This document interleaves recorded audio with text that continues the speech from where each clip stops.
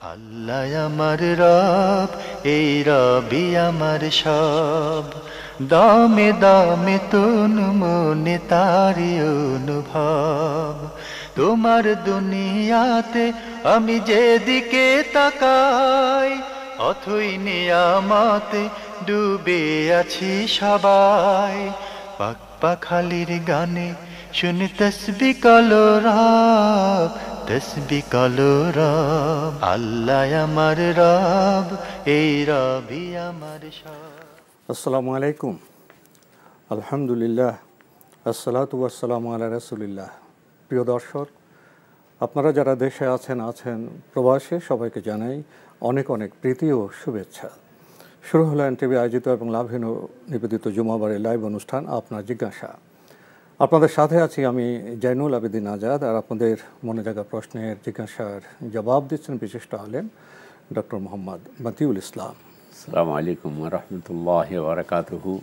প্রিয় দর্শক, আমাদের আজকের প্রাসঙ্গিক আলোচনার বিষয় জান্নাত যাদের জন্য হারাম। চলুন তাহলে জিজ্ঞাসার আলোকিত ভুবনে আমরা প্রশ্ন নিচ্ছি। আসসালামু আলাইকুম। প্রিয় দর্শক, আপনার পরিচয় দিয়ে প্রশ্ন করুন। ওয়া আলাইকুম আসসালাম রাহমাতুল্লাহি ওয়া বারাকাতুহু। আসসালামু আলাইকুম। ওয়ালাইকুম আসসালাম ওয়া রাহমাতুল্লাহ। জি বলুন। আমি বলছি যে মোহাম্মদ ইকরামুল হক। জি, বামনডাঙ্গা গাইবান থেকে বলছিলাম। বলুন। হুজুর, আপনারা ভালো আছেন হুজুর? আলহামদুলিল্লাহ। আমি একটু দিন জানতে চাই, হুজুর কাছে জানতে চাই, আমি যে আস্তাগফিরুল্লাহ রাব্বি মিন কুল্লি যামবি ওয়া আতুবু ইলাইহি, এটা আল্লাহর কাছে মাফ চাই দুই হাত তুলে। এক আলেম বলেছে না, দুই হাত তুলে বলা যাবে না, এমনি মুখে বললে হবে। এটা কতটা যে নিয়ত আমি জানতে চাই, আমি কি যাবে? আচ্ছা, আর কোনো প্রশ্ন আছে? হুজুর বলেছে দুই হাত তুলে লাগবে না, এমনিতে বললে হবে। জি জি, ধন্যবাদ আপনাকে। প্রশ্ন তো পেয়েছেন? জি, বিসমিল্লাহ, আলহামদুলিল্লাহ, সালাতু ওয়াসসালামু আলা রাসূলিল্লাহ, বাদ। জি ভাইজান, দোয়ার মধ্যে কিছু কিছু জায়গা আছে হাত উঠানো যায়, কিছু কিছু জায়গা আছে হাত উঠানোর প্রয়োজন হয় না। তা আপনি যেটা বলেছেন সেটা আপনি বলছেন আমি আমার পাপের জন্য ক্ষমা চাচ্ছি, আস্তাগফিরুল্লাহ মিন কুল্লি যামব ওয়া আতুবু ইলাইহি, এবং আমি আল্লাহর দিকে প্রত্যাবর্তন করলাম। তো এখানে সুনির্দিষ্ট কোনো দোয়া হয় না, বিধায় আপনার হাত উঠানোর কোনো প্রয়োজন নেই। যিনি আপনাকে বলেছেন ঠিকই বলেছেন। আপনি যদি এই দোয়াটা করতেন যে রব্বানা আতিনা ফিদ দুনিয়া হাসানা ওয়া ফিল আখিরাতি হাসানা, এখানে আপনি চাচ্ছেন আল্লাহ আমাকে দুনিয়া এবং আখিরাতের কল্যাণ দান করুন। আর ওখানে হচ্ছে আপনি আপনার নিজের জন্য মাগফিরাত কামনা করছেন, যে আমি আল্লাহর কাছে ইস্তেগফার করতেছি, বিধায় আপনার এখানে হাত উঠানোর প্রয়োজন নেই। আবার যেমন সালাতের মধ্যে দোয়া করতেন, সূরা ফাতিহা দোয়া করতেন, সেজদায় দোয়া করবেন, তখন তো হাত উঠানোর প্রয়োজন নেই। তো এক কথায় যে ভাই বলেছেন যে এটা হাত উঠানোর প্রয়োজন নয়, ঠিক বলেছেন। জি, আমরা জানলাম বিষয়টি সম্পর্কে। প্রিয় দর্শক, নতুন প্রশ্নে যাচ্ছে। আসসালামু আলাইকুম, পরিচয় দিয়ে প্রশ্ন করুন। হ্যালো, আসসালামু আলাইকুম। ওয়ালাইকুম আসসালাম। আমি ঢাকা থেকে বলতেছি। আমার দুইটা প্রশ্ন। জি বলুন। আমার প্রথম প্রশ্ন হইতেছে, আজকে 1 মাস 9 দিন যাবত আমার জ্বর, টেস্ট করাইছি ডেঙ্গু না চিকুনগুনিয়া। আমার শরীর হাত পা অনেক ব্যথা করে, খারাপ লাগে। আমি মাঝে মাঝে ওয়াশরুমেও যাইতে পারি না। ব্যথার ওষুধ খাইলে ঠিক থাকে, ব্যথার ওষুধ বন্ধ করে দিলে আমার একেবারে অবস্থা কাহিল। ব্যথার ওষুধ খাই আমি সব কাজকর্ম করতে পারি না। সেক্ষেত্রে অনেক সময় আমার স্বামী আমার সাথে রাগারাগি করে কিংবা বকাবাজি করে। ওই সময় যদি আমি বকার উত্তর না দিয়ে চুপ থাকি, তাইলে কি আমি এটা পাবো, প্রতিদান পাবো, বা এটা কি আমার জন্য ভালো? এই একটা প্রশ্ন। আরেকটা প্রশ্ন হইতেছে, হুজুর, আমার আর আমার দেবরের ছেলে 3 মাসের ব্যবধান, বড় ছোট। তখন বুঝতে পারিনি যে 7 দিনের দিন আকিকা দিতে হয়। তো আমার শাশুড়ি গরু পালতো, ওই গরু দিয়ে করছে, আকিকা দিতে আমার আর আমার দেবরের ছেলে। তো আমার ছেলে আবার অনেক অসুস্থ থাকতো। তখন আমার বোন মানত করছিল যে এক কাজ করি, 2টা খাসি কিনি, এক খাসি এতিমখানা দিয়ে দিই, আরেক খাসি মা খালাবে করি, খাওয়াই দিই। এখন আমার বোন মারা গেছে, আজকে 9 বছর হয়েছে। আমার ছেলের বয়স হয়েছে 13 বছর। এখন আমি ওই খাসিটা জবাই করে যদি খালাদের মাংস রান্না করে না খাওয়াইতে পারি, শুধু মাংস দিয়ে দিই, কেউ 1 কেজি, কেউ 1.5 কেজি, তাইলে কি এটা আদায় হবে না রান্না করে খাওয়াইতে হবে?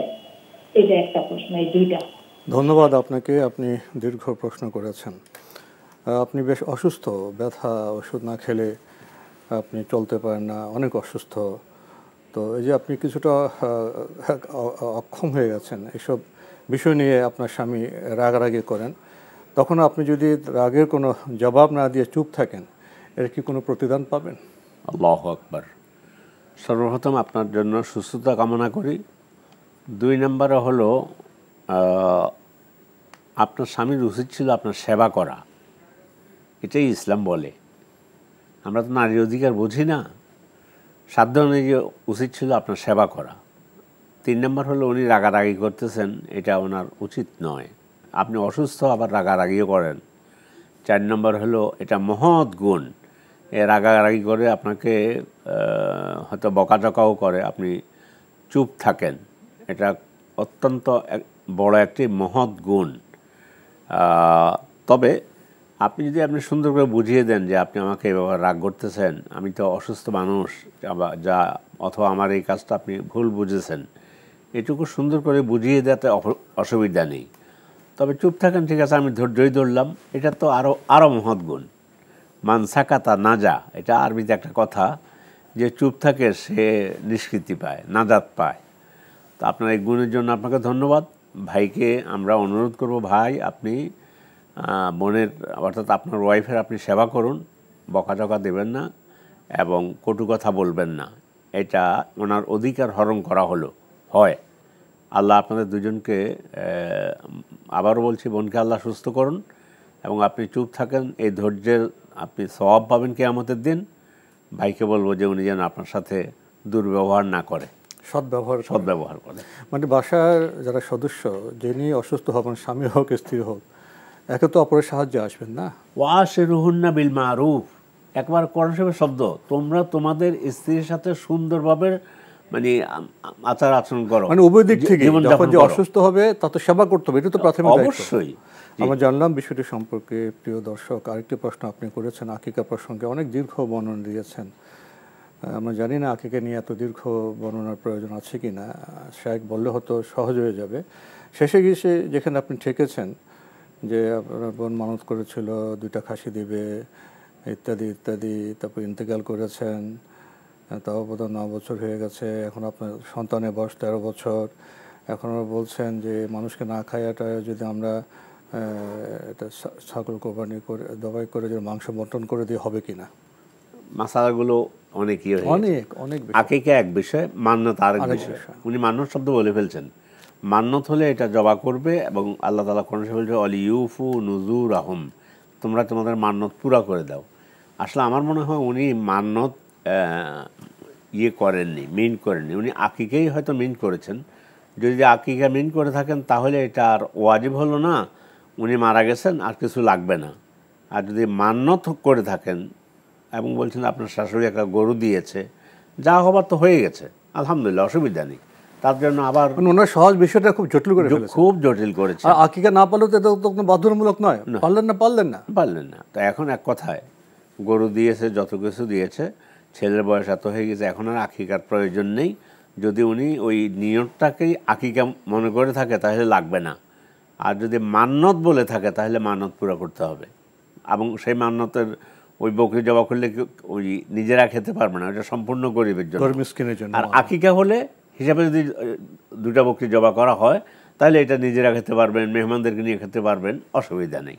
কিন্তু এই মুহূর্তে 13 বছর পার হওয়ার পরে এটার প্রয়োজন নেই। এখন নিয়ত কোনটা করেছে সেটা আল্লাহ ভালো জানেন। আকিকা সম্পর্কে একটু বলবেন যে আকিকার নিয়মটা কি? আকিকার নিয়ম, সুবহানাল্লাহ, আকিকা হচ্ছে বাচ্চা জন্মগ্রহণের 7 দিনের মাথায় আকিকা করতে বলেছেন। আকিকার সাথে সন্তানের নিরাপত্তা জড়িত। রাসূলুল্লাহ সাল্লাল্লাহু আলাইহি সাল্লাম বলেছেন, আল গোলামু মুরতাহানুন বে আকিকাতিহি অথবা মারহুনুন বে আকিকাতিহি, সন্তানের নিরাপত্তা জড়িত আকিকার সাথে, সেদিক থেকে আকিকা দেয়া করা সুন্নাহ। এটাই অধিকাংশ আলেম বলেছেন। 7ম দিনে না পারলে 14 দিনের দিন, এটাই বলেছেন। আচ্ছা, সামর্থ্য নাই তিনি দেবেন না। সামর্থ্য থাকলে মেয়ের জন্য একটা, ছেলের জন্য 2টা। ছেলের জন্য 2টা দিবেন, জি। আবার ছেলের জন্য যদি সামর্থ্য কম থাকে সেখানে একটা দিলেও তো হবে, তাও হয়ে যাবে। আসলে আকিকার বিষয়টি সহজ, আমরা না জানার কারণে এটা খুব জটিল করে ফেলি। প্রিয় দর্শক, আমরা নতুন প্রশ্নে যাচ্ছি। আসসালামু আলাইকুম, পরিচয় দিয়ে প্রশ্ন করুন। লাইনে আছেন? প্রিয় দর্শক, আসসালামু আলাইকুম। লাইনে থাকলে পরিচয় দিয়ে প্রশ্ন করুন। আসসালামু আলাইকুম। ওয়ালাইকুম আসসালাম। আসসালামু আলাইকুম। আলহামদুলিল্লাহ, আপনারা কেমন আছেন? আলহামদুলিল্লাহ ভালো আছি। আপনার পরিচয় দিয়ে প্রশ্ন করুন। আমি এমদাদ মিরপুর থেকে। জি বলুন। আমার প্রশ্ন হচ্ছে, আমরা তো মুসলমান, জি মুসলমান আমাদের পরিচয় হওয়া দরকার আমরা মুসলিম। এটা থেকে কিভাবে শিয়া সুন্নি আছে, আবার কিভাবে আমি হানাফি, আমি হাম্বলি, আমি ওই বিভিন্ন মাযহাব বলি, তাহলে কি আমাদের নবী করিম সাল্লাল্লাহু আলাইহি ওয়াসাল্লামকে ছোট করা হলো না? আমাদের উম্মতে মুহাম্মদী হওয়ার কথা ছিল আমাদের। আমরা মুহাম্মাদের উম্মত, আমাদের পরিচয় একটাই হওয়া উচিত। আমি হানাফি, আমি হাম্বলি, আমি শাফি, এগুলো কি আমি সুন্নি, আমি শিয়া, এগুলো কি হওয়া উচিত কিনা? ধন্যবাদ আপনাকে। আপনি কোনো তেমন প্রশ্ন করেননি, আপনি অভিমত ব্যক্ত করেছেন। আসলে একটি সমাজে একটি সময়ে পৃথিবীতে তো নানা রকম বিষয় আমরা দেখছি। আপনি ঠিকই বলেছেন, কেউ নিজেদের শিয়া মনে করে, কেউ সুন্নি মনে করে, হানাফি, হাম্বলি, মাযহাব ইত্যাদি ইত্যাদি। বলেছেন যে উম্মতে মোহাম্মদী আমরা। আসলে মুসলিম তো হবে আল্লাহর বান্দা রাসূলের উম্মত, এই তো আমাদের আসল পরিচয়। তো ওনার এই বক্তব্যের প্রেক্ষিতে কী বলবেন? না, ওনার প্রথম প্রশ্নে উনি একটা ভুল করেছেন। কেউ হানাফি হাম্বালি মাযহাবের অনুসারী হইল উম্মতে মুহাম্মদী সবাই বলে, আমরা সব উম্মতে মুহাম্মদী। হ্যাঁ, শিয়া সুন্নির মধ্যে একসময় একটু বড় ধরনের একটা পার্থক্য। শিয়া সুন্নির মধ্যে বড় একটা পার্থক্য একসময় ছিল না। শিয়া আলী, শিয়া মুআবিয়া। শিয়া শব্দ হচ্ছে দল, শিয়া শব্দটি করসই বয়ে এসেছে, কিন্তু পরবর্তীতে এসে দুটো ভাগ হয়ে গেছে, আহলুস সুন্নাহ ওয়াল জামা এবং শিয়া। তো শিয়াদের সম্পর্কে আমি এখন সেদিকে যাচ্ছি না ওই আলোচনায়। এটা দুইটা ভাগ, শিয়াদের হোক আর যেই হোক, যদি কেউ মনে করে যে আলী রাদিয়াল্লাহু তাআলা আনহু তিনি কাফর হয়ে গিয়েছেন, নাউযুবিল্লাহি মিন যালিক, ওমর কাফর হয়ে গিয়েছে, তাহলে সে যেই হোক সে ইসলামের গণ্ডির ভিতরে থাকবে না। তো শিয়ারা এই ধরনের আলী, হযরতে আবু বকর রাদিয়াল্লাহু আনহু এবং ওমর রাদিয়াল্লাহু তাআলা আনহু সম্পর্কে আকীদা পোষণ করে, আরও কিছু আকীদাগত পার্থক্য আছে, যাই হোক। তো কিন্তু তারাও দাবি করে আমরা শিয়া উম্মতে মুহাম্মদী, তারাও দাবি করে। আর আপনি পরে যেটা বলছেন যে আমি যদি হাম্বালি বলি, শাফিঈ বলি, আর হানাফি বলি, এটা একটা পরিভাষা। সেটা যেমন আমাদের এখানে আপনাদের যিনি আলোচক নিয়মিত, আমি তো মাঝে মধ্যে আসি, উনি মদিনা থেকে পাশ করেছেন বিদায়, উনি ওই সাইফুল্লাহ আল মাদানী বলে আমরা ওনাকে, আবার কেউ আলাদা থেকে পাশ করলে আল আজহারি বলি। তো এখন চারজন ইমাম, এটা স্কুল অফ থট, এটা গবেষণার পার্থক্য। আল্লাহ তাআলা কোরআন শরীফে বলছেনও, ফাসালু আহলা যিকরি ইন কুনতুম লা তা'লামুন, তোমরা আহলে ইলমকে জিজ্ঞাসা করো যদি না জানো। সেই হিসাবে এই চারজন প্রসিদ্ধি লাভ করেছে, কিন্তু ইমাম তো এই চারজন না। ইবনে তাইমিয়া আছে, ইবনুল কাইয়িম আছে, ইবনে কাসির আছে, কত আমাদের স্কলার অনেক। তবে হ্যাঁ, এই চারজন বেশি প্রসিদ্ধি লাভ করেছেন। আপনি কোরআন সুন্নাহ যত বই পুস্তক আছে সব কিছুই, কিন্তু আপনার মূল কথা এখন যদি বলি, আমরা সকলেই উম্মতে মুহাম্মদী। কেউ বলে না আমি উম্মতে হানাফি, আমি উম্মতে হাম্বলি, এটা কেউ বলে না।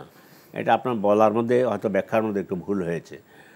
আর আমি এ ব্যাপারে আপনাকে বলতে চাই, বড় আহলে ইলমরা যারা বর্তমান পৃথিবীর সবচেয়ে শ্রেষ্ঠ আলেম ছিলেন, শেখ বিন বাজ রাহিমাহুল্লাহ, ওনাকে এই প্রশ্নটা করার পর উনি বলছেন, আনা হাম্বালিউল মাযহাবে সালাফিউল মুতাকাদে, আমার আকীদাটা হলো কোরআন সুন্নাহর আকীদা। আমি রাসূল উম্মত তো সবাই ইসলাম মুহাম্মদ সাল্লাল্লাহু আলাইহি ওয়াসাল্লামের উম্মত, তবে উনি নিজে এখন ইমাম, তারপরেও বলতেছে আমি হাম্বালি মাযহাবের অনুসরণ করি, কারণ ওনারা যে এলেম রেখে গিয়েছেন সেটা থেকে আমরা জ্ঞান নিতে পারি। এইটা এবং এই চারটা মাযহাবের উপরে আমাদের ইসলাম, রাসূল তো বলে জানে যে মাযহাব চারটা হবে, এটা রাসূল বলেন নাই। মানে পরবর্তীতে চারজনের নাম বেশি প্রসিদ্ধি লাভ করেছে, বাস এতটুকুই। আমাদের সম্মানিত ইমামরা তো কোরআন হাদিসের বাইরে কথা বলেন না। হ্যাঁ, ইসলামের মৌলিক আকীদা বিষয়ে একমত। হ্যাঁ, যেসব ক্ষেত্রে গবেষণার সুযোগ আছে সেখানে গিয়ে মত বৈচিত্র্য হয়েছে। শেষে উনি ওইটা বলছেন, ওয়ালাকিন আল মুজতাহিদ ইখতি ওয়া ইউসিব। হ্যাঁ, যিনি ইজতিহাদ করেছেন, আবু হানিফা ইজতিহাদ করেছেন, হাম্বালি ইমাম আহমদ ইবনে হাম্বল ইজতিহাদ করেছেন, ভুল হতে পারে, ঠিক হইতে পারে। ওনার ভুলের জন্য আল্লাহ ওনাকে একটা সওয়াব দিবেন। আমাদের সম্মানিত ইমামরা সব ক্ষেত্রে তো ওনারা ইজতিহাদ বা গবেষণা করেননি। যে ক্ষেত্রে গবেষণার সুযোগ আছে সেখানে করেছেন।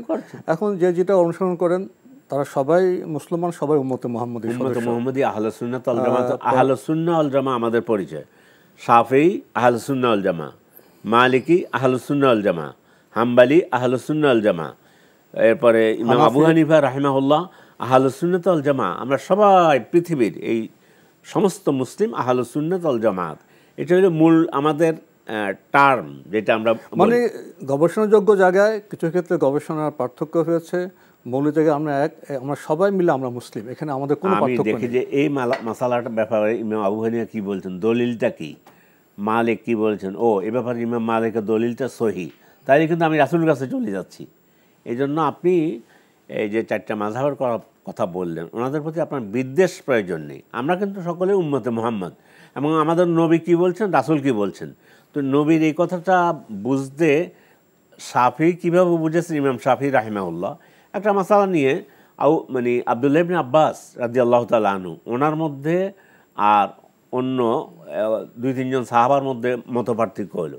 তো ওনারা বলতেছেন আবু বকর এই বলেছে, ওমর এই বলেছে। আব্দুল্লাহ ইবনে আব্বাস বলেন, আমার মনে হয় আল্লাহ আসমান থেকে বৃষ্টির পাথর বর্ষণ করে তোমাদেরকে ধ্বংস করে দিবেন। আমি বলছি রাসূল বলছে, আর তোমরা বলছো আবু বকর ওমর বলছে। তো সেই হিসাবে মানে আমরা আমাদের ইমামদের গবেষণামূলক কথাগুলো এনে বলতে পারি যে এই হাদিসটা বেশি সহি। এই জন্য এই ব্যাপারে ইমাম মালিক যে কথাটা বলেছেন, ওনারা কত বড় মাপের লোক ছিলেন জানেন আপনি? আল্লাহ ওনাদেরকে এলেম দিয়েছেন। এই জন্য আল্লাহ কোরআন শরীফের আয়াতও বলছেন তোমরা আহলে এলেমকে জিজ্ঞাসা করো, আহলে জিকিরকে আর কি। তো দুটার মধ্যে কোনো পার্থক্য নেই ভাই, সহজে যদি বুঝে নিতে পারি। ইমামরা গবেষণা করেছেন, যা গবেষণা করে দিয়ে গেছেন এটা তো মানে অমূল্য সম্পদ আমাদের জন্য। কিন্তু সেটা গবেষণা করছেন রাসূলের কোরআন এবং হাদিসকে। এই জন্য মূল জায়গায় চলে গেলাম, আমরা উম্মতে মুহাম্মদী, মুহাম্মদ সাল্লামের আমরা অনুসরণ করতেছি এই দিক থেকে। জি, ধন্যবাদ আপনাকে। প্রিয় দর্শক, আমরা সব মাযহাবের ভাইরা মিলে আমরা উম্মতে মুহাম্মদী, আমরা মুসলিম। যেসব ক্ষেত্রে গবেষণার সুযোগ ছিল তারা গবেষণা করেছেন, এ নিয়ে বোধহয় আমাদের কোনো বাদ বিবাদের প্রয়োজন নেই। সবাইকে নিয়ে আমরা মুসলিম উম্মার সদস্য, আমরা ঐক্যবদ্ধ থাকব। প্রিয় দর্শক, আমরা নতুন প্রশ্নে যাচ্ছি। আসসালামু আলাইকুম, পরিচয় দিয়ে প্রশ্ন করুন। ওয়ালাইকুম আসসালাম। হুজুর, আমি গিয়াসউদ্দিন বলছি। জি বলুন। হুজুর, আমি বলছি কোন আলেম বলে থাকে যে কেউ যদি অন্যায়ভাবে হাজার হাজার মানুষকে খুন করে এরপরেও তার ঈমান থাকবে।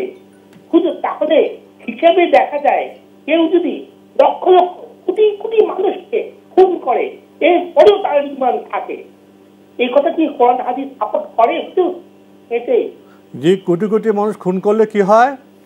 ঈমান থাকবে। ঈমান থাকবে। জি জি জি, ধন্যবাদ আপনাকে।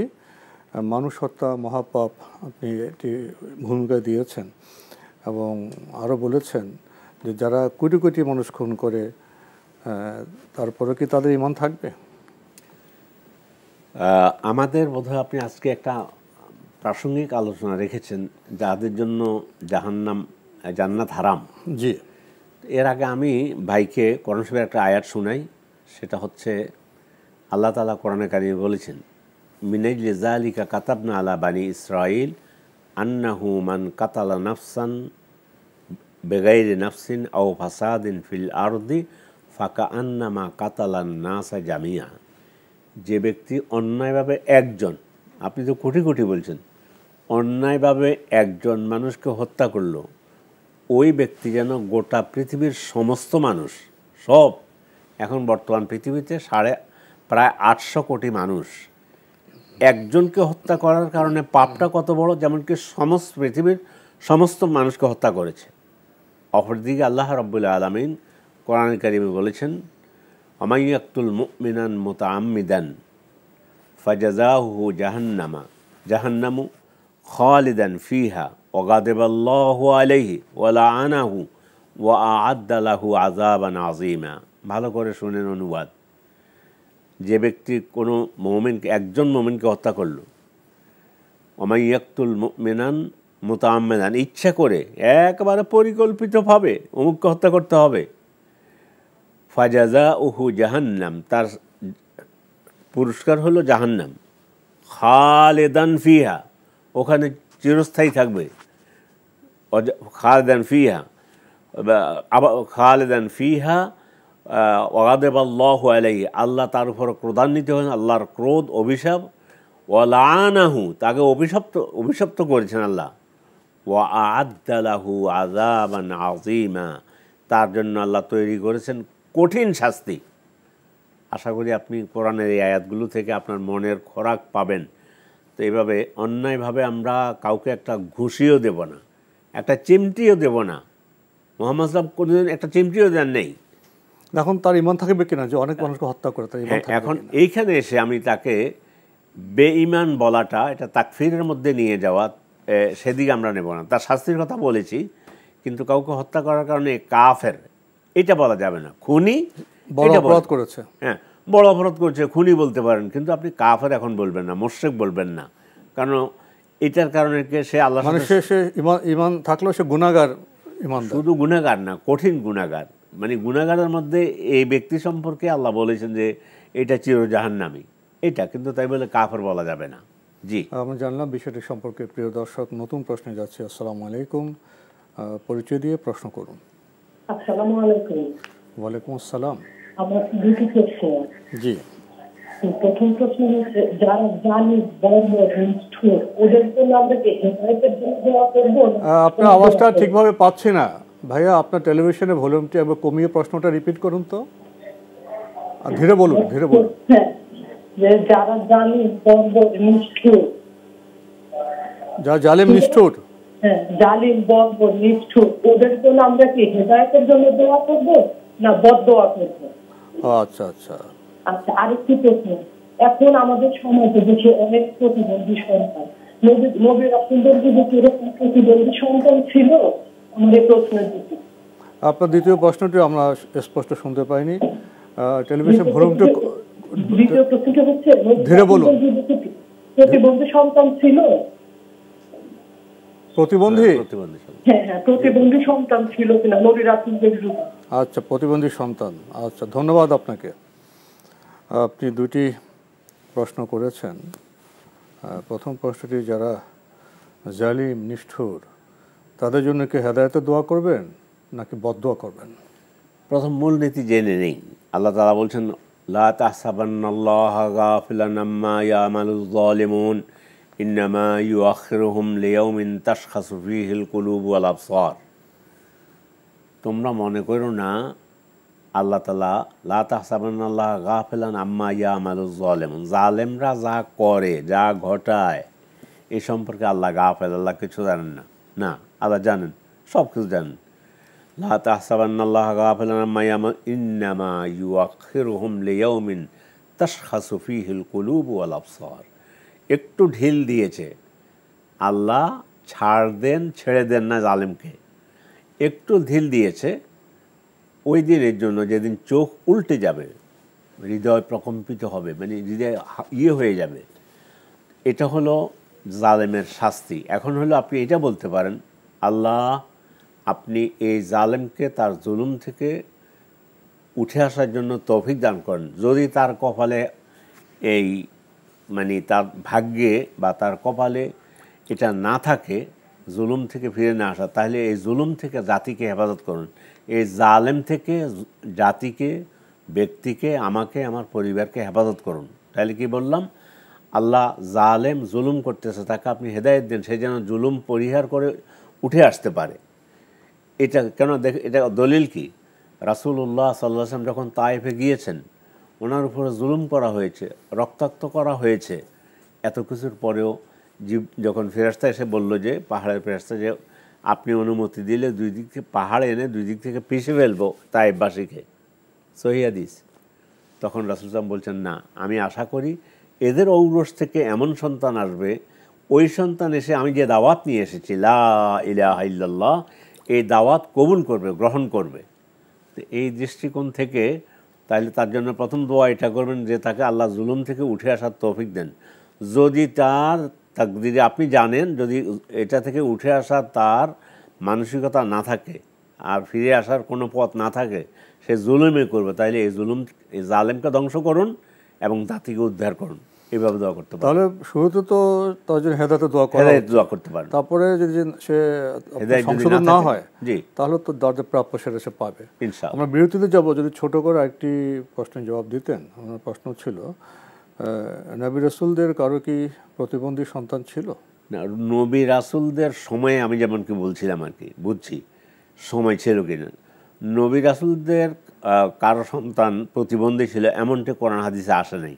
কিন্তু সূরা হজের মধ্যে মানুষের মধ্যে কেউ প্রতিবন্ধী হবে, তারপরে আর কেউ সুস্থ সবল হবে, এই বিষয়টি এটা তো সৃষ্টি বৈচিত্র্য শুরু থেকে আছে, তখনও ছিল, সৃষ্টির শুরু থেকে ছিল, এখনও আছে, সামনেও থাকবে। এটা মানব জাতির জন্য এটি স্বাভাবিক। কিন্তু কোনো সুস্পষ্ট আপনি যদি আপনি বুঝেছেন যে কোনো নবী রাসূলের ছেলে মেয়ে, তাহলে বলবো যে না, এটা কোরআন হাদিসে পাইনি। কিন্তু কোরআনে আল্লাহ এটা বলেছেন, সূরা হজের প্রথম পাতাতে পাবেন, 2-3 আয়াত পড়লেই, যে মানুষের সৃষ্টি সম্পর্কে বলতে গিয়ে বলছে তাদের মধ্যে কাউকে এভাবে সৃষ্টি করেছেন পূর্ণাঙ্গ রূপ দিয়ে, কাউকে সৃষ্টির মধ্যে কিছু ত্রুটি আছে। জি জি জি। আমাদের আজকের প্রাসঙ্গিক আলোচনার বিষয় জান্নাত যাদের জন্য হারাম। আমরা সবাই জান্নাতে যেতে চাই, কিন্তু এখানে তো ভয়াবহ বার্তা, যাদের জন্য হারাম। কি বলবেন এই বিষয়ে? একেবারে আল্লাহ তাআলা এক বাক্যে এভাবে বলেছে, ইন্নাহু মান ইউশরিক বিল্লাহি ফাকাদ হাররামাল্লাহু আলাইহিল জান্নাহ ওয়া মাওয়াহুন নার ওয়া মা লিয-যালিমিনা মিন আনসার। যে আল্লাহর সাথে শিরক করবে তার জন্য জান্নাত হারাম। আর এটা যদি কেউ অস্বীকার করে তাহলে সে আল্লাহর কোরআনকে অস্বীকার করলো। এইটা একেবারে স্পষ্ট। আরও বলছেন সূরা নিসার 48 নম্বর আয়াত, ইন্নাল্লাহা লা ইয়াগফিরু আন ইউশরাকা বিহি ওয়া ইয়াগফিরু মা দুনা যালিকা লিমান ইয়াশা। আল্লাহ ক্ষমা করবেন না যে আল্লাহর সাথে শিরক করে, শিরকের উপরে মৃত্যু হয়ে গেছে, ক্লোজ, তার জন্য ক্ষমার দরজা, মানে জাহান্নাম, চির জাহান্নামী। শিরক, শিরক মানে চির জাহান্নামী শিরক করার কারণে। অনুরূপভাবে কাফেরের জন্য, মুনাফিকের জন্য, যেমন যে মৃত্যু সময় পর্যন্ত শিরকে প্রতিষ্ঠিত ছিল, তওবা করেনি, না, তওবা না করে মারা গিয়েছে এই অবস্থায়। অনুরূপ যে কুফরি করেছে, কুফরির উপরে মারা গিয়েছে, মুনাফিকি করেছে, মুনাফিকের উপরে মারা গিয়েছে, এদের জন্য টোটালি জান্নাত হারাম এবং জাহান্নাম অবধারিত। তাহলে শিরক, কুফরি, মুনাফিকি, এর সাথে অন্যান্য কিছু বিষয় নিয়ে এসে একটু আগে যে আয়াতটা বললাম, ওমান ইয়াকতুল মুমিনান মুতাআম্মিদান ফাজাযাউহু জাহান্নাম খালিদান ফিহা ওয়া গাদিবাল্লাহু আলাইহি ওয়া লাআনাহু ওয়া আ'আদ্দা লাহু আযাবান আযীমা। যে ব্যক্তি অন্যায়ভাবে একজন মুমিনকে হত্যা করবে, তার সম্পর্কে আল্লাহ তাআলা বলতেছেন, ফাজাযাহু, তার প্রতিদান হলো, তার শাস্তি হলো জাহান্নাম, খালিদান ফিহা, চিরস্থায়ী সেখানে থাকবে। এখানে এসে একটু ব্যাখ্যা আছে, সে ব্যাখ্যা থেকে আমরা দর্শকদেরকে নিতে চাচ্ছি না। চিরস্থায়ী সেখানে থাকবে, আল্লাহর গজব তার উপরে, আল্লাহর অভিশাপ তার উপরে, এইভাবে বলা হয়েছে। তো তাহলে আমরা মোটামুটি যে 4টা বললাম, 3টা তো এ ব্যাপারে আহলে ইলমদের কোনো মতপার্থক্য নেই। পরেরটা থেকেও বলছে খালেদান বললেও যেহেতু সে ঈমানের উপরে মৃত্যুবরণ করেছে, তাহলে যদি ঈমানের উপরে মৃত্যু হয় তাহলে এখানে খুলুদ বলতে অনেক লম্বা টাইম বোঝানো হয়েছে, মানে শাস্তি ভোগ করে একসময় হয়তো যেতে পারে। একটা মত আছে এটা বলে। ওই 3টা তো কোনো ইয়ে নেই, চির জাহান্নামী এবং জান্নাত তাদের জন্য সম্পূর্ণ হারাম। যে শিরক করবে, যে কুফরি করবে এবং যে মুনাফিকি করবে। জি। আর বাকিদের যে ঈমান আছে, গুনাহ করে মারা গেছেন, হয়তো গুনাহ মাফ হলে যেতে পারে ঈমানের কারণে। তো মুনাফিকের একটু কয়েক সেকেন্ড, সেটা হচ্ছে মুনাফিক হচ্ছে যে অন্তরে কুফরি লালন করে, মুখে ইসলাম প্রকাশ করে, কিন্তু আর তার ভিতরে হলে আসলে কুফরি। এমনিতে আমরা সমাজের যে কথা আছে, ওয়াদা করলে খেলাপ করে, সেটা হলো কর্মগত মুনাফিকি, সেটা এটার মধ্যে আসবে না। এখানে হচ্ছে আকীদাগত মুনাফিক, এটা হলো আকীদাগত মুনাফিক, বিশ্বাসগত মুনাফিকি। ধন্যবাদ আপনাকে এর জন্য। জি, খুবই গুরুত্বপূর্ণ বিষয় আমরা অবগত হলাম। প্রিয় দর্শক, আমরা এখন প্রশ্ন নিব। আসসালামু আলাইকুম, পরিচয় দিয়ে প্রশ্ন করুন। জি, আপনি কথা বলছেন, আপনার পরিচয় দিয়ে প্রশ্ন করুন। আমার প্রশ্ন এই যে এই 1 মাসের হয়েছে বাচ্চা গেছে, আমার স্বামী নষ্ট করছে, তারপর করণীয় কি? আমরা তো আপনাকে ঠিক শুনতে পাচ্ছি না। আপনি কি টেলিভিশনের ভলিউমটি কমিয়ে ধীরে প্রশ্ন করবেন?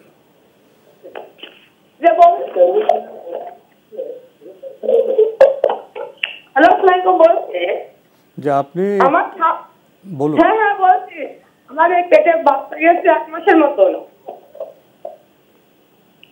আপনার পেটে বাচ্চা 4 মাস? না, 1 মাস। 1 মাস? হ্যাঁ হ্যাঁ 1 মাস। আপনাকে বাচ্চা কি ভূমিষ্ঠ হয়েছে 1 মাস? হ্যাঁ হ্যাঁ 1 মাস হয়েছে। আমার স্বামী নষ্ট করতে বলছে। এখন স্বামী কি হয়েছে?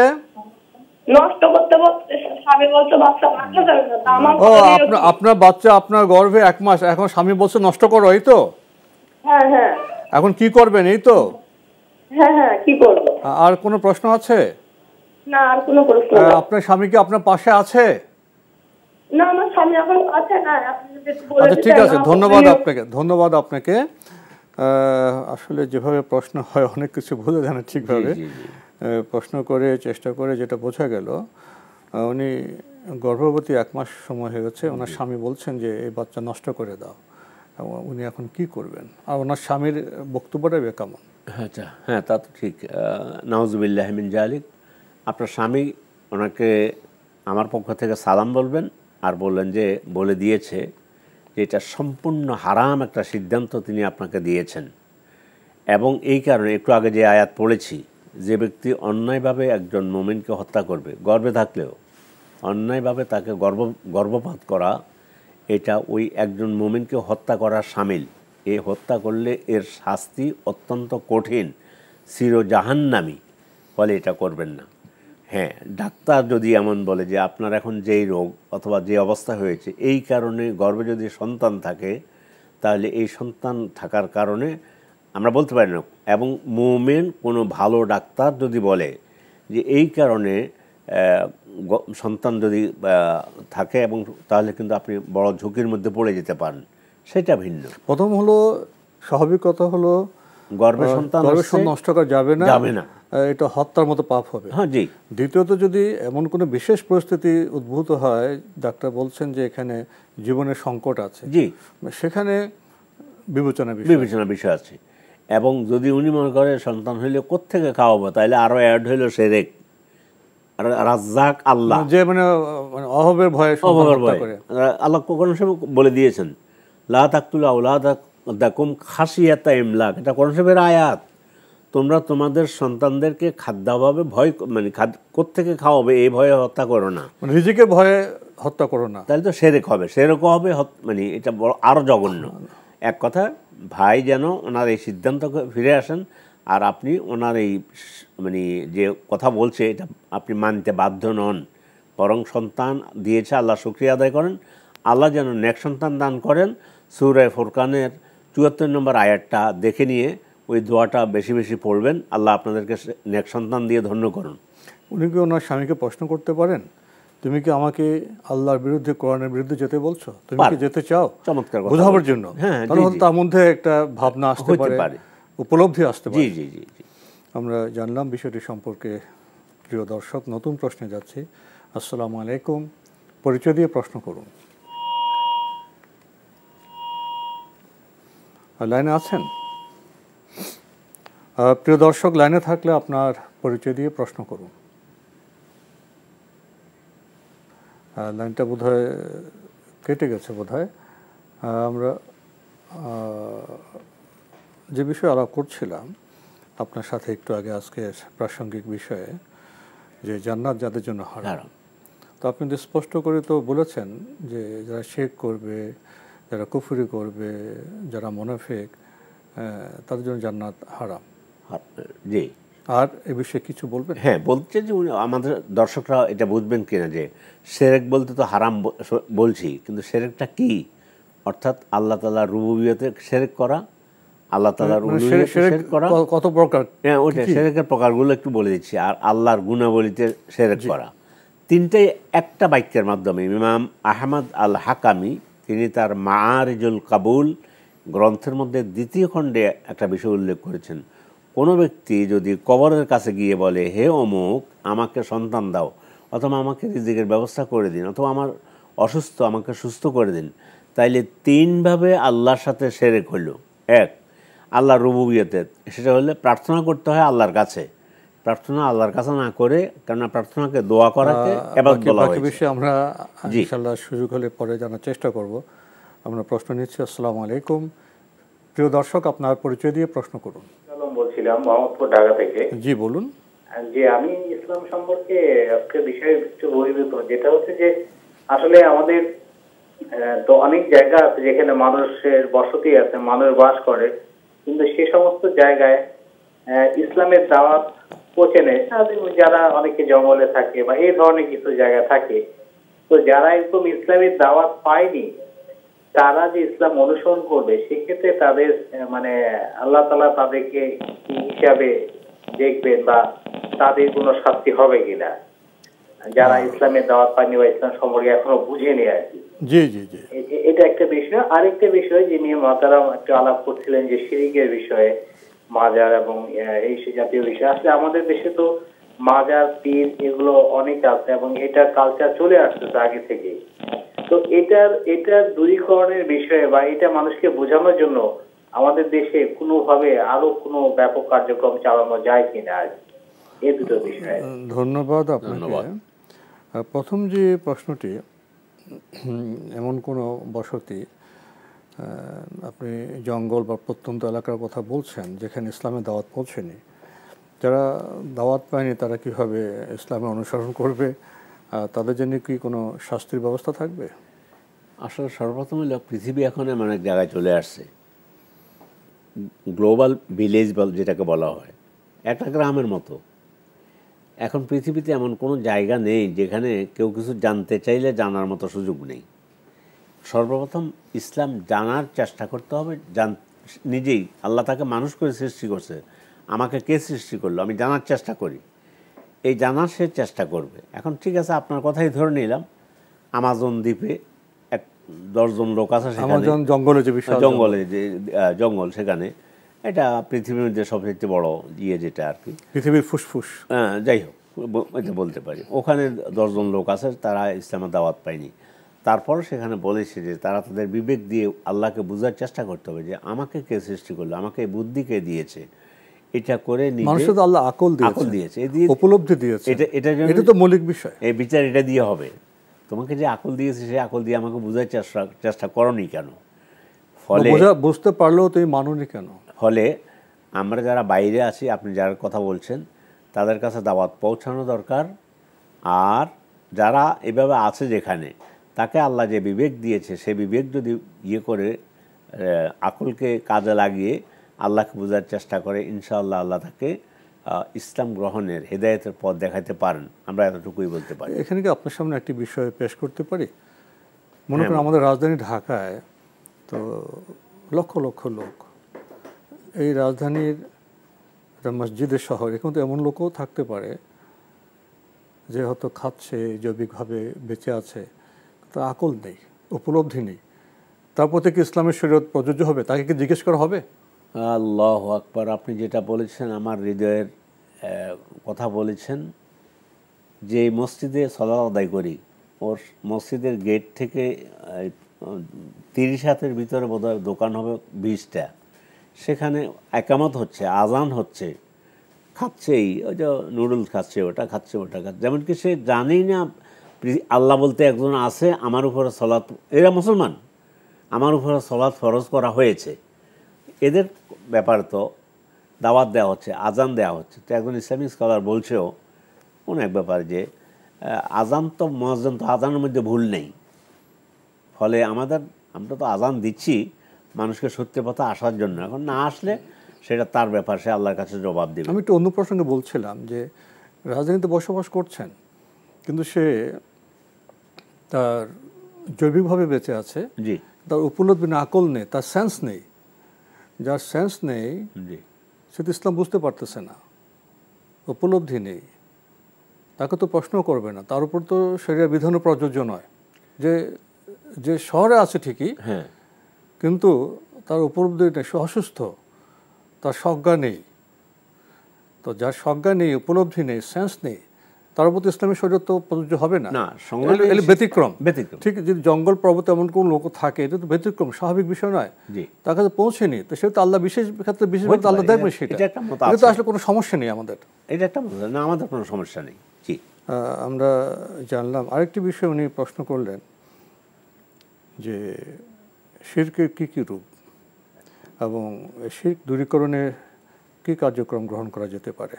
এই যে আজকে আমরা আলোচনা করলাম, এখানে এভাবে যে যেখানে আছে সেখান থেকে জ্বলে উঠবে। আল্লাহ আপনাকে সুস্থ রাখুন, ভালো রাখুন। সুন্দর কথা বলছেন যে আমাদের যে আপনি বলছেন কালচার চলে আসছে, ইসলাম এই কালচার না, যে কালচার চলে আসছে কবর পূজার।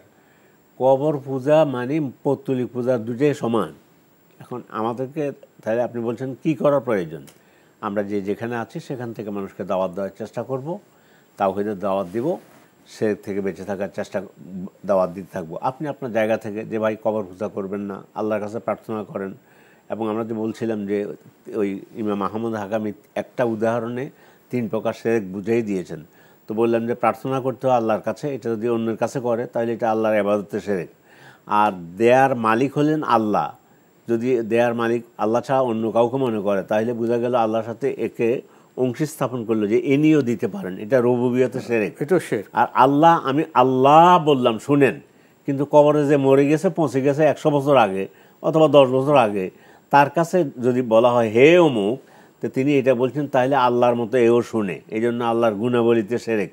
তো এই কথাগুলো আপনি যেটা বলছেন, আপনার সাথে আমরা একমত যে আসুন প্রত্যেকের জায়গা থেকে দাওয়াত নিয়ে যাই, মানুষকে বলি সে শিরক থেকে বেঁচে থাকার জন্য। ইসলামের আদার অন্যান্য সমস্ত বিষয় সম্পর্কে ইসলাম একটি পরিপূর্ণ দিন, মানুষকে বোঝাবার চেষ্টা করি। ধন্যবাদ আপনাকে। প্রিয় দর্শক, আমরা শিরক সম্পর্কে জানলাম, শিরকের বিবিধ রূপ, আমরা সচেতন থাকব। নতুন প্রশ্নে যাচ্ছি। আসসালামু আলাইকুম। প্রিয় দর্শক, আপনার পরিচয় দিয়ে প্রশ্ন করুন। ওয়ালাইকুম আসসালাম, আমি তোফাজ্জল হোসেন ঝিনাইদহ থেকে বলছি। জি বলুন। আমার 2টা প্রশ্ন। জি। প্রথম প্রশ্ন, আমি আজ থেকে 9-10 বছর আগে একটা সুদ ভিত্তিক এনজিওতে চাকরি করতাম। জি। হ্যালো। জি বলুন, আপনি চাকরি করতেন সুদী প্রতিষ্ঠানে? জি। হ্যাঁ, চাকরি করার কালীন সময়ে আমার প্রফিট ফান্ড থেকে আমি লোন নিতাম, লোন নিয়ে বাড়ি করেছি, জমি কিনেছি, বাড়ি করেছি। জি। তারপর কিছুদিন পরে আমি একটা অ্যাক্সিডেন্টে মানে বিকলাঙ্গ, পঙ্গু হয়ে গেছি। এখন আমি যে সুদ ভিত্তিক লোন নিয়েছি সংস্থা থেকে, আমার পিএফ লোনের উপরে সুদ দিতে হয়েছে। তা এখন তো আল্লাহর কাছে আমি তওবা করছি যে সুদ ভিত্তিক এনজিওতে চাকরি করছি, লোন নিয়েছি, আল্লাহর কাছে খুব মাফ চাই, কান্নাকাটি করি, আল্লাহকে আমি মাফ করবেন কিনা। আচ্ছা, আর কোনো প্রশ্ন আছে? আর একটা প্রশ্ন হলো, আমি এখন এই যে বিছনাগত হয়ে গেছি, আমার ওয়াইফকে নামাজ কালামের কথা বললে সে আমার উপর রাগারাগি করে, তুমি অসুস্থ হয়ে গেছো, আমি সংসারের সব দেখভাল করি, আমি নামাজ কালাম কিভাবে পড়বো। তা প্রায় সময় রাগারাগি করে, তা আমার মনটা খুব কষ্ট পাই। তা এতে কি করতে পারে? আমি তো অনেক কষ্ট পাই, সে বোঝেই না, নামাজের কথা সে কোনো সময় নামাজ পড়তেই চায় না। জি, ধন্যবাদ আপনাকে। আপনি 2টি প্রশ্ন করেছেন। আপনি একসময় চাকরি করতেন সুদী প্রতিষ্ঠানে, সেখান থেকে লোন নিয়ে বাড়ি জমি করেছেন, দুর্ঘটনা এখন আপনি বিকলাঙ্গ হয়ে গেছেন, আল্লাহর কাছে তওবা করেছেন, আল্লাহ মাফ করবেন কি না? 1 নম্বর হলো আলহামদুলিল্লাহ, আল্লাহ তো আপনার যে অনুশোচনা, এটাকেই তওবা বলে। অনুশোচিত হয়েছেন, সেখান থেকে ফিরে এসেছেন। এখন অন্যদের জন্য একটু উদাহরণ আপনার জীবনটা, যা হয়তো বাড়ি করেছেন, গাড়ি করেছেন, অথবা সব কিছু করেছেন, কিন্তু এখন পঙ্গু হয়ে গিয়েছেন। সুদের শেষ পরিণতি ভালো নয়, সেটা একটা উদাহরণ অন্যরা, দর্শকরা এখান থেকে উপলব্ধি করতে পারে। এটা বলার পর এখন আপনাকে সান্ত্বনা দিচ্ছি যে আলহামদুলিল্লাহ, আপনি যদি সত্যিকার অর্থে তওবা করেন, অনুসূচিত হন যে আল্লাহ এটা হারাম, আমি হারামে ছিলাম, আলহামদুলিল্লাহ আপনার তওবা আল্লাহ কবুল করবেন। এক কথা, তওবা কবুল করার সম্ভাবনা আছে, এটা নয় যে আল্লাহ তওবা কবুল করবেন না, বরং তওবা করলেই আল্লাহ খুশি হন এবং ইনশাআল্লাহ আপনার তওবা কবুল হওয়ার সম্ভাবনা আছে। তওবা করার সম্ভাবনা। আমরা বিরতিতে যাব, এর আগে ছোট্ট করে যদি বলতেন আরেকটি প্রশ্ন ওনার। উনি এখন শয্যাশায়ী, বিকলাঙ্গ হয়ে গেছেন। স্ত্রী নামাজ পড়ানো, নামাজ পড়তে বলে স্ত্রী খুব রাগ করে, আরও বলে তুমি শয্যাশায়ী, আমি সন্তানের দেখাশোনা করতে পারি, সংসারের দায়িত্ব আমাকে পালন করতে হয়। তো উনি নামাজ পড়েন না, রাগ করেন, এখন উনি কী করবেন? না, আপনি যদি সংসারের কাজ কমিয়ে দেন, আপনি নামাজ পড়বেন না কেন? আপুকে বলবেন, আমাদের সালাম বলবেন। এটা তো সালাত আদায় না করলে ইসলামের গণ্ডির ভিতরে থাকা যায় না, ইসলামের গণ্ডিতে থাকার সুযোগ নেই, কোরআন এবং সুন্নাহ দ্বারা প্রমাণিত।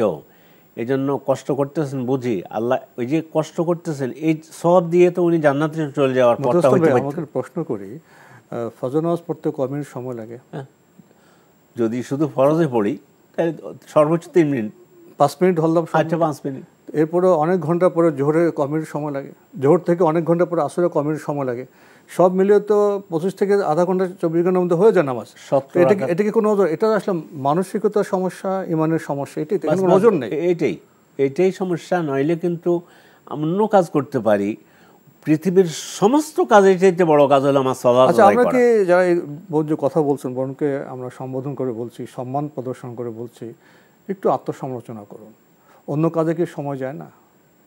নাওয়া খাওয়ায় সময় যায় না? খাওয়ায় সময় যায় না? অন্যান্য যে একটু বিবেচনা করলে বোধহয় সময় পেয়ে যাবেন। জি, আমরা টেলিফোন নিচ্ছি। আসসালামু আলাইকুম। প্রিয় দর্শক, আপনার পরিচয় দিয়ে প্রশ্ন করুন। ওয়ালাইকুম আসসালাম ওয়া রাহমাতুল্লাহি ওয়া বারাকাতুহু। জি, আমি রাজশাহী থেকে বলছি।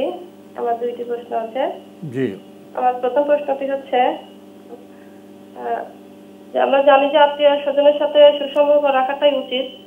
তো আত্মীয় সম্পর্কে রক্তের আত্মীয় বিশেষ করে, আসলে রক্তের আত্মীয় বলতে আসলে কাদেরকে বোঝানো হয়েছে? নিজের চাচা, ফুপু বা খালা, খালু, এনারাই নাকি হচ্ছে আরো তো অনেক আত্মীয় স্বজন থাকে? আসলে একবারে রক্তের আত্মীয় বলতে আসলে কাদেরকে বোঝানো হচ্ছে, এটা একটু বলবেন। আর আমার দ্বিতীয় প্রশ্নটা হচ্ছে, জানি যে বাচ্চা নষ্ট করা গুনাহ, কিন্তু আমার একটা প্রশ্ন, সেটা হচ্ছে অন্যান্য হুজুর আর অন্যান্য হুজুরদের কাছে আমি শুনেছি যে ওনারা বলেছেন যে 4 মাসে যে বাচ্চার যে জান আসে, তো 1 মাস 1.5 মাস এরকম তার আগে নাকি নষ্ট করলে এটা মানুষ হত্যা করার গুনাহ হয় না। আসলে হুজুরের সঙ্গে শায়েখের সঙ্গে সাংঘর্ষিক হয়ে যাচ্ছে কথাটা। আসলে এটা কেমন?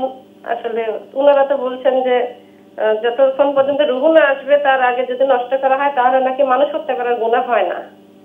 মানে আপনি ভ্রূণ হত্যা সম্পর্কে কথা বলছেন, তাই না? হ্যাঁ হ্যাঁ। ধন্যবাদ আপনাকে। আপনার প্রথম প্রশ্ন যে রক্ত সম্পর্কীয় যে আত্মীয়তা, এটা রক্ষা করতে হয়।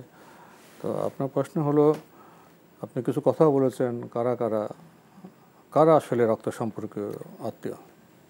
জি, রক্তের সম্পর্কে আত্মীয় বলতে 1 নম্বরে আসবে প্রত্যেক ইয়ের জন্য, আপনার জন্য। সেটা হচ্ছে যেমন আপনার বাবা, আপনার ভাই, ভাইয়ের ছেলে, এইভাবে চাচা, এরা সবাই মানে একই বন্ধনে, একই রক্ত। বাপের দিক থেকে? বাপের দিক থেকে। আবার মায়ের দিক থেকে তো আছে বোধহয়? মায়ের দিক থেকে আছে, খালারা আছেন, মাকে খালার সমতুল্য বলা হয়েছে। আর অন্যান্য আত্মীয় যেমন আছে, শ্বশুর রক্তের সম্পর্কীয় আত্মীয় নয়, কিন্তু ওনাকে সম্মান করতে হবে। তো এই যে তবে ওনার সাথে সম্পর্ক, অথবা শ্বশুরবাড়ির যারা আছেন তাদের সাথে সুসম্পর্ক বজায় রাখবো, কিন্তু শ্বশুর অথবা নিজের ওই সম্পর্কীয় যারা আছেন তারা রক্তের সম্পর্ক নয়, তাদের সাথে সুসম্পর্ক রাখবো। সুসম্পর্ক তো সব আত্মীয়ের সাথে থাকতে হবে। আল্লাহ তাআলা ওই সালাতুল আরহাম যেটা বলেছেন, রেহেমের সাথে সম্পৃক্ত, এক কথায় যারা ভাই আছে, বোন আছে, বাবা আছে, ভাইয়ের ছেলেরা আছে, চাচা আছে, রক্তের সম্পর্ক, হ্যাঁ রক্তের সম্পর্ক, এদের সাথে এদেরকে বোঝানো হয়েছে। জি, আরেকটি প্রশ্ন করেছেন ভ্রূণ হত্যা প্রসঙ্গে। উনি এখানে ওনার একটা সন্দেহ বা সংশয় আছে যে ভ্রূণের কয় মাস আগে পর্যন্ত যদি ভ্রূণ নষ্ট করা হয় তাতে ওই পাপটা হবে না। এটা আপনি বলেছেন, উনি আপু বলেছেন যে আমি অন্য একজন আলেম থেকে শুনেছেন যে 4 মাসের আগে যখন রূহ ফুঁকা হয়, এর আগে যদি হত্যা করা হয়, তাহলে ওই শব্দটা বললেন কেন? এর আগে যদি গর্ভপাত করা হয়, এর আগে যদি হত্যা করা হয়, তো এটা তো এমন না যে নিজের ইচ্ছে মানে সন্তান আমার গর্ভে এসেছে। আচ্ছা, গুনার একটি কি অন্যতম শর্ত না ইন্টেনশনটা? কেন এত হত্যা করতে চলে আসবে তো? জি, আপনি কেন, ঠিক আছে, রূহ আসার আগে হত্যা করলে হত্যা হয় না, তা আপনি কেন ফেলে দিবেন? বা কোনো বোন কেন গর্ভপাত করবে? কারণটা কি? কারণ কি? এটা তো আমরা এর আগে বিস্তারিত এটা কি অনিবার্য, এটা কি জীবন মরণের সংকট না এমনিতে আপনি? এখন তো চিকিৎসা বিজ্ঞান বলছে যে সন্তান গর্ভে আসলে মানে গর্ভে এসেছে তার জীবন শুরু হয়েছে, যে সন্তান গর্ভে এসেছে মায়ের মানে পিরিয়ড বন্ধ হয়ে যাচ্ছে। যেদিন গর্ভে এসেছে সেদিন থেকে মায়ের পিরিয়ড বন্ধ, তো বন্ধ হয়ে যাওয়ার তাহলে কেন হয়ে যাচ্ছে? প্রক্রিয়াজাত করে আল্লাহ তাআলা ওই রূহ ফুঁকার জন্যই তাকে তো সেখানে তৈরি করতেছে। সব কিছু মিলে আপনি যেটা বলছেন এভাবে একটা মত আছে, আপনি যেটা বলছেন যে আমি অন্য কন্ট্রাডিক্টরি কোনো কিছু নয়। আবার আহলে ইলমদের মধ্যে বড় বড় অনেকেই বলছেন সন্তান গর্ভে আসলেই আর এটাকে গর্ভপাত করা ঠিক নয়, জায়েজ নয়। এটাই আমি মনে করি বেশি প্রাধান্য দেই, যেটা আপনি একটু বলেছেন যে আমি গর্ভপাতটা কেন করতে যাব, কি হয়েছে, কী জন্য গর্ভপাত করতে যাবে। আবার আমরা এটাও বলেছি ডাক্তার যদি বলে যে আপনার গর্ভে সন্তান এসেছে, আপনার আরেকটা সন্তানের বয়স 7-8 মাস, একটা কথা, আরেকটা গর্ভে এসেছে, এই অবস্থায় ডাক্তার যদি বলে যে কোরআন শরীফও বলছে আগের সন্তানের 2 বছর দুধ পান করার অধিকার আছে। এটা ওই যে আমরা ওইদিকে যেতে চাচ্ছিলাম না, তারপরে যাচ্ছি এই জন্য বুঝিয়ে দেওয়ার জন্য। পরিকল্পিত সংসার, এখন যে ছেলে 2 বছর দুধ পান করার তার অধিকার আছে, 8 মাস পরে 10 মাস পরে আরেকটা সন্তান এসে যাচ্ছে, সে এসে গেল, সেই হিসাবে যদি ডাক্তার পরামর্শ দেয় অথবা যদি বলে যে এই অবস্থা আপনার শারীরিক কোনো বড় ধরনের বিপদ হইতে পারে, বিশেষ ওজোর থাকতে হবে। এটাই আমরা স্বাভাবিকভাবে আমরা ভ্রূণ হত্যার পক্ষে তো কথা বলতে পারছি না।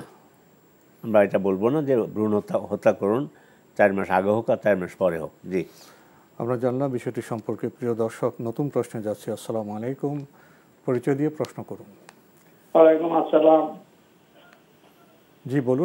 আমি শামসুল আলম, মিরপুর, ঢাকা থেকে বলছি। জি ভাইয়া বলুন। আমার প্রশ্ন হচ্ছে আমার ওয়াইফ ঠিক মতো নামাজ পড়ে না, আমি টাকাটা দিচ্ছি তাও পড়ে না, এর জন্য কি শাস্তি দেওয়া যায়? আপনি কি শাস্তি দিতে চাচ্ছেন? জি, কিন্তু নামাজ পড়ে না, টাকাটা দিতে দিতে ঠিক আছে আপনার মাঝে মধ্যে পড়ে আবার ছেড়ে দেয়, আবার টাকাটা দিতে দিতে পরে আবার ছেড়ে দেয়, মানে কন্টিনিউ পড়ে না আর কি। কি শাস্তি আছে? আপনার কথাটি বুঝতে পেরেছেন, আপনি তো বলছেন শাস্তি দিতে চান, শাস্তি কি আপনি নিজে দেবেন? শাস্তি এখন তো নামাজটা ঠিক মতন আদায় করতে না, তাহলে তো শাস্তির বিধান আছে, কি বিধান আছে? আমি শাস্তি দিতে চাই ওনারে। আপনি শাস্তি দিতে চান, তো কি শাস্তি দেবেন ঠিক করেননি? আর আমার একটা প্রশ্ন হলো, আমার ছেলের 12 বছর, উনি কোরআন শরীফ পড়তে পারে, স্কুলে পড়ে, কিন্তু ওনারেও আমি টাকাটা দিচ্ছি নামাজের জন্য, নামাজ পড়ে না। শুক্রবারে মসজিদে যায় আমার সাথে, কিন্তু 5 ওয়াক্ত নামাজ আদায় করে না, এর জন্য কি শাস্তি দেওয়া যায়? ছেলে ঠিক মতো নামাজ পড়ে না, তাই না? জি। তাও কি শাস্তি দেওয়া যায়? ধরুন আপনার ছেলেকে নামাজ কি শিখিয়েছেন? জি, নামাজ শিখিয়েছি, কোরআন শরীফ পড়তে পারে, এক কদম দিতে, শুক্রবারে নামাজে শুক্রবারে জামাতে আমার সাথে নামাজ পড়তে পারে। আচ্ছা, আপনার ছেলেকে নামাজ এবং যে কোরআন শিখিয়েছে কে, কোন হুজুর শিখিয়েছে? জি, হুজুর শিখিয়েছে। ধন্যবাদ আপনাকে। আপনি তো পরিবার নিয়ে একটি সমস্যা আছেন, আপনি চান যে আপনার স্ত্রী নামাজ পড়ুক, আপনার ছেলে নামাজ পড়ুক। আপনার তো এই নিয়মটা খুবই সুন্দর, খুবই ভালো, পিতা হিসেবে, স্বামী হিসেবে এটাও তো আপনার দায়িত্ব। কিন্তু এখন যেটা আপনি বিশেষভাবে বলতে চাচ্ছেন, এখন আপনি শাস্তি দিতে চান যে স্ত্রী নামাজ পড়ছে না, আপনি এখানে শাস্তির প্রসঙ্গে এনেছেন, এবং ছেলে 5 ওয়াক্ত নামাজ পড়ে না, কখনো পড়ে না, তাকেও আপনি শাস্তি দিতে যাচ্ছেন। তো শাস্তির মাধ্যমে বোধহয় আপনি সংশোধন করতে চাচ্ছেন, কিন্তু শাস্তি দেওয়ার আগে কি আরও কোনো কাজ টাজ আছে? কিছু আছে, সুন্দর কাজ আছে। তাহলে স্ত্রীটা দিয়ে শুরু করি, উনি যেটা দিয়ে শুরু করছেন। আল্লাহ তাআলা বলতেছেন কোরআন শরীফের আয়াত, তোমরা যদি তোমাদের স্ত্রীর মধ্যে কোনো বাড়াবাড়ি দেখো, এখন এই বাড়াবাড়িটাও কিন্তু সালাত আদায় না করা একটা বাড়াবাড়ি। ফায়েজুহুন্না, তাদেরকে নসিহত করো, সুন্দরভাবে সালাত আদায় করো, তোমার জন্য এত কষ্ট করি, এত টাকা ব্যয় করি, আমি তোমার কাছে অন্য কিছু চাচ্ছি না, তুমি আমার ওয়াইফ, দুজনে কাটতে থাকি, সুন্দরভাবে ভালোবেসে হৃদ্যতা দিয়ে বোঝাতে হবে। এইটা একটা টাইম পার করেন। ওয়াহজুরুহুন্না ফিল মাদাজি, 2 নম্বর, তারপরে প্রয়োজনে একটু, এটা হলো মানসিক চাপ। নামাজ পড়লে কি ভালো আর না পড়লে কি শাস্তি হ্যাঁ, বোঝাতে হবে, তো এই তো বুঝাবে, জ্ঞান তো দিতে হবে। নামাজ সালাত যদি কেউ ইচ্ছাকৃত আদায় না করে তাহলে ইসলামের গণ্ডির ভিতরে থাকবে না। ইসলামের গণ্ডিতে না থাকলে মুসলিম আর অমুসলিমের মহিলার মধ্যে সম্পর্ক থাকবে। আমাদের সম্মানিত ভাইয়ের যদি স্ত্রীকে বোঝানোর মতো সামর্থ্য না থাকে, তাহলে কোনো যিনি নারী আলেম আছেন বা যার কথা শুনবেন আত্মীয় স্বজন, তাকে দিয়ে তো সাহায্য নিতে পারে। এক কথা, আমি কোরআন শরীফের আয়াতের অনুবাদই করতেছি, আপনাকে স্টেপটা আল্লাহ বলে দিয়েছেন। সর্বপ্রথম হইলো ফায়েজু হুন্না, ওয়াজ করো। যে আমরা ওয়াজ বলি না, এটা ওয়াজ আরবি শব্দ। ওয়াজ করো, নসিহত করো, সুন্দর উপদেশ দাও। যদি এটা কাজ হলো না, ওয়াহজুরু হুন্না ফিল্মা দেওয়া যায়, তখন বলছে একটু মানসিক চাপের জন্য একই রুমে থাকবে, একটুখানি দরকার হলে বিছানা আলাদা করার জন্য বলা হয়েছে।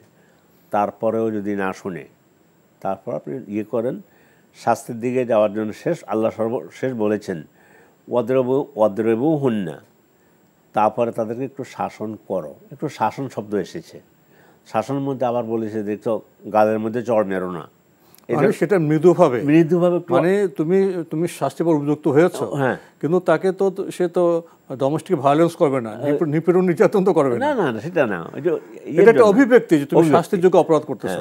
ফাইন আতাআনাকুম, যদি এই ব্যাপারে তোমার আনুগত্য করে, ফালা তাবগু আলাইহিন্না সাবিলা, তারপরে বললো না যে আজকে ভর্তা তৈরি করছে এটা খারাপ হয়েছে, তরকারিতে লবণ কম হয়েছে, তারপর তোমার এই দোষ, তোমাদের বাড়ি থেকে এটা আসে না কেন, বা এটা করো, এগুলো কিছু করতে পারবে না। কি যে সুন্দর ইসলাম। তো এই জন্য তাহলে স্ত্রীর ব্যাপারে 3টে স্টেপের কথা বলেছি। আপনি এখন নসিহত করেন, এটা পার হওয়ার পরে আপনি মানে সামান্য সময়ের জন্য একই রুমে থাকবেন, বিছানা আলাদা করে দিবেন, এটা মানসিক চাপ। তারপরে একটুখানি হালকা শাসন করতে পারেন। আবার এখন যাচ্ছি ছেলের কাছে। ছেলেদেরকে বলা হয়েছে আপনি এবং আপনার স্ত্রী দুইজনের দায়িত্ব হলো ছেলেকে 7 বছর বয়স হলে নামাজ সলাৎ শিক্ষা দেওয়ার জন্য। মুরু আওলাদাকুম বিসসালাতি ইযা বালাগু সাবআ, তোমাদের সন্তানদেরকে সলাৎ শিখাও 7 বছর বয়স হলে। ওয়াদরিবুহুন্না ইযা বালাগু আশরা, সালাত পড়া নিয়মিত না, আর কি 5 ওয়াক্ত পড়ে না, মানে পরের কিন্তু না, উনি বলছে শুধু জুমার নামাজ যায়, হবে না। ছেলে এখন বালেগ হয়ে গিয়েছে, সম্ভবত বালেগ যদি হয়ে যায়, একটা ছেলেটা বাবার দুঃখ আসতেই পারে। বালেগ হয়ে যাওয়ার পরে বাবা মসজিদে যাবে, 5 ওয়াক্ত সালাত আদায় করে, ছেলে করবে না। তো যে বলছে 10 বছর বয়স হয়ে গেলে তখন প্রয়োজনে তাকে তোমরা শাসন করো, ছেলেকে শাসন করতে পারবেন। বাবা তুই সালাত আদায় কর, আমি তোর আব্বু, আমি তোকে খাওয়াই পড়াই সব কিছু করি, স্কুলে পাঠাই, মাথায় হাত বুলান, আগে বুঝান স্নেহ মমতা দিয়ে, জি। তারপরে প্রয়োজনে ওই যে বলছে 10 বছর বয়স হলে সালাত আদায় না করলে সেখানে ছেলে হিসাবে হালকা শাসন করতে পারেন ছেলের জন্য। তো আল্লাহ আপনার এই যে মনের আকুতি আল্লাহ পূরণ করুন, আপনার পরিবারের সবাইকে, আপনার ওয়াইফকে এবং আপনার ছেলেকে আল্লাহ তাআলা সালাত আদায়ের তৌফিক দান করুন। আল্লাহর কাছে দোয়া করি। আমরা দোয়া করছি আপনার স্ত্রী এবং সন্তান সালাত আদায় করুক। প্রিয় দর্শক, আমরা নতুন প্রশ্নে যাচ্ছি। আসসালামু আলাইকুম, পরিচয় দিয়ে প্রশ্ন করুন। লাইনে আছেন? প্রিয় দর্শক, লাইনে থাকলে আপনার পরিচয় দিয়ে প্রশ্ন করুন। হ্যালো, আসসালামু আলাইকুম। ওয়ালাইকুম আসসালাম, আপনার পরিচয় দিয়ে প্রশ্ন করুন। আমি ব্যাংক থেকে বলছি। আসসালামু আলাইকুম। ওয়ালাইকুম আসসালাম। একটা তো প্রশ্ন জিজ্ঞাসা করতে চাই। আমার প্রশ্ন হলো যে যখন ওই আপনার আল্লাহ তাআলা দুদক 7টা আর ব্যস্ত 8টা মানুষের জন্য রেখেছেন, জি, হ্যাঁ, এখন আল্লাহ তাআলা মানুষকে পাঠাইছে দুনিয়াতে মানে ভালো কাজ করার জন্য, এবং কাউকে কেউ ভালো কাজ করে, কেউ মন্দ কাজ করে, জি। হ্যাঁ, এখন আমরা পৃথিবীর মানুষ সবাই আল্লাহকে চিনি এবং রাসূলকে চিনি, কোরআনকে চিনি। ফামিনুনা বিল্লাহি ওয়া রাসূলিহি ওয়া নূরিল্লাযী আনজালনা, স্পষ্ট কথা এটা কোরআনে, আল্লাহকে চিনে, রাসূলকে চিনে এবং কোরআনকে চিনে। এখন আমার কথা হলো, জি, মানুষ যখন 13 বছর পার হয়, 13 বছর যখন মানুষ পার হয়, তখন মানুষ বিভ্রান্ত করে যায়, ওই শয়তান আক্রমণ করে। এখন কাউকে অন্ধকারে বানাইছে, আল্লাহ তাআলা কাউকে আলোকিত বানাইছে। ভাই, আমরা সময়ের শেষের দিকে, আপনার প্রশ্নটি কি? প্রশ্ন হচ্ছে যে ওই মানুষ অবশ্যই কিছুক্ষণ আগে ওই কথা বলছে যে ইন্নাল্লাহা লা ইয়াগফিরু আন ইউশরিকা বিহি ওয়া ইয়াগফিরু মা আপনার প্রশ্নটি কি? লিমান ইয়াশাউ ওয়া মান ইউশরিক বিল্লাহি ফাকাদ দাল্লা দালালান বাইদা। আপনার প্রশ্নটি কি? এটা প্রশ্ন এটা এখন আল্লাহ তাআলা শুধু শিরিক বাদে আর সবাইকে ক্ষমা করতে লাগবেন, এটা। ধন্যবাদ আপনাকে। আপনি তো ভাইয়া সুনির্দিষ্ট কোনো প্রশ্ন করতে পারলেন না। আপনি যদি ইসলাম সম্পর্কে ব্যাখ্যা দিতে চান তাহলে তো আমাদের এখানে প্রশ্ন করার দরকার নেই। আমাদের এটা প্রশ্নোত্তরের অনুষ্ঠান। আপনার সুনির্দিষ্ট কোনো প্রশ্ন থাকলে আপনি করতে পারেন। আমরা তো আর সময় হাতে নেই। কি বলবেন এই বিষয়ে?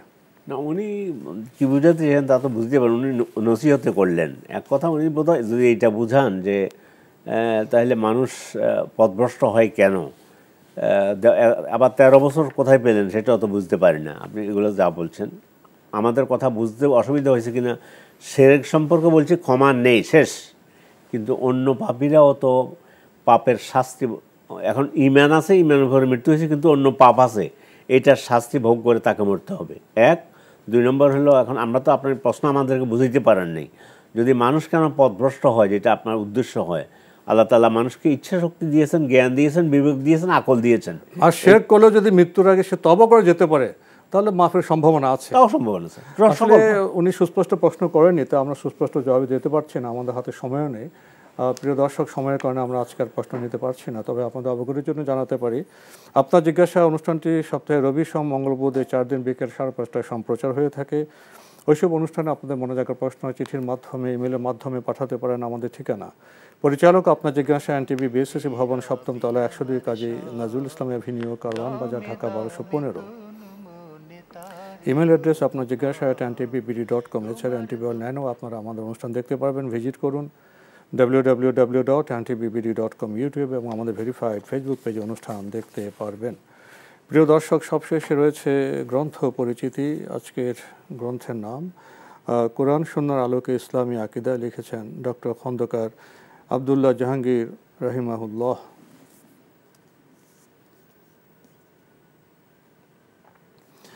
খুবই গুরুত্বপূর্ণ এই গ্রন্থটি প্রকাশ করেছে আস-সুন্নাহ ট্রাস্ট।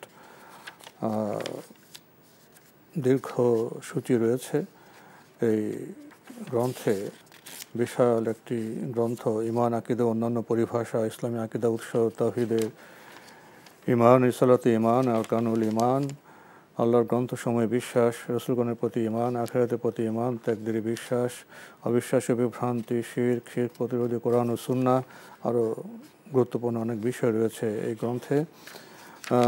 এই গ্রন্থটির মূল্য 450 টাকা। কেউ যদি এই গ্রন্থটি পেতে চান টেলিফোনে যোগাযোগ করতে পারেন।